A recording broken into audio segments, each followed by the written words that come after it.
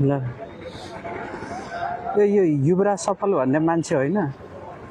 कहाँबाट आउँदैछ नमस्कार थ्याङ्क यू अब विदेशमा टिक्न सकेन नि हजुर के गर्ने त्यही भएर म अब विदेशबाट आइसकेँ हजुर खै अलि छेउमा लागौँ न यसो कुराकानी गरौँ न कुरा गर्ने र अब मेरो त बेइज्जतै हुने अलिकति यता आउनु न कुरा कसरी गर्ने हजुर मेरो बेइज्जतै हुन थालिसक्यो हजुर के भनेर कुरा गर्ने होइन तपाईँ कहाँबाट आउँदै हुनुहुन्छ अहिले म दुबई गएको थिएँ हजुर 2-3 दिन मात्रै भएको थियो टिकी खान सकिएन त्यहाँनिर सुपरभाइजरले मलाई चाहिँ गल हतियारै निकालो हेर्नुहोस् मैले काम गर्न पनि जानिएन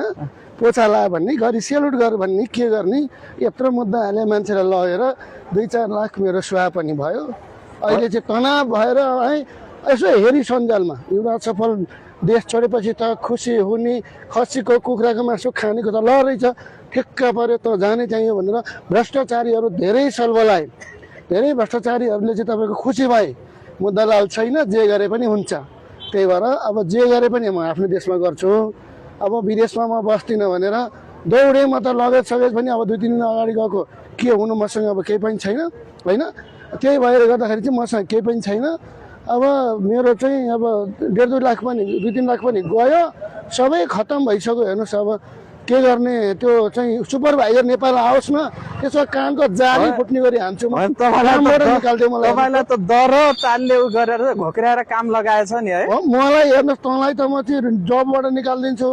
होइन तँलाई गेटमा राखेर दिन्छु भनेर भन्नु मलाई हेर्नुहोस् अहिले म आएँ अब मलाई कसैले केही गर्न सक्दैन मुद्दालाल गयो विदेश भन्थे म आइसकेको छु अब एक भ्रष्ट दलाल तस्कर माफिया कसैलाई पनि म छोड्दिनँ त्यस्तो राम्रो देश कसरी छोड्नु भयो तपाईँले अब मैले राम्रै थियो सेलुट गरेर भन्छ सेलुट गर्न आएन भन्छ अब पोछाला भन्छ घरि के भन्छ त्यस्ताको दास बन्ने त म होइन नि त त्यही भएर म चाहिँ आइसकेँ अब आफ्नो काम गरिराख्छु म अब के गर्नुहुन्छ अब म मुद्दा हाल्ने कामलाई निरन्तरता दिन्छु विदेश बिचरा कम त दुःख छ नेपालीहरूलाई त्यो पनि बुझ्ने मौका पाएँ जे गर्छु पसिनामा देशमा बजाउँछु म दायाँ बायाँ गर्दिनँ अब फेरि जाने भन्ने कुरा थियो नि बिदामा आयो भन्नु होइन अहिले म केही बोल्दिनँ अब नेपालमै मुद्दा हाल्छु म साह्रो बेइज्जत भयो 2-3 लाख पनि हिँडो हेर्नु सुपरभाइजरले समेत मलाई चाहिँ अब गल हतियार निकाल्यो मुद्दालालकै पैसा खाइदियो 2-3 लाख गइदियो बोसलाई भनिदिएर चाहिँ हेर्नुहोस् हिजो डिस्कस भएको थियो भिडियोसम्म पनि अब आयो बोसलाई कुरा लगाइदिएर मेरो त जागिर पनि हिँड्यो भिडियोमा त तपाईँ त सुपरभाइजरको जागिरी उडाइदिने भन्दै हुनु भने सुपरभाइजर कोडा रहेछ त्यसले बोसलाई भनेर गल हतियार निकालिदियो मलाई हेर्नुहोस् कामबाट हेर्नुहोस् अब चाहिँ के गर्ने त यता पनि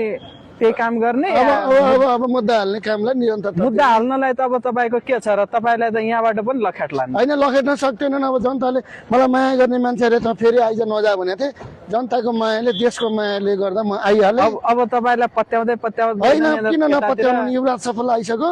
अब बिरा खुलेपछि मेरो काम जारी रहन्छ म मुद्दा हालिराख्छु अब त्यसो भए अब लास शरम पचाएर भए नि बस्नुहुन्छ अब यता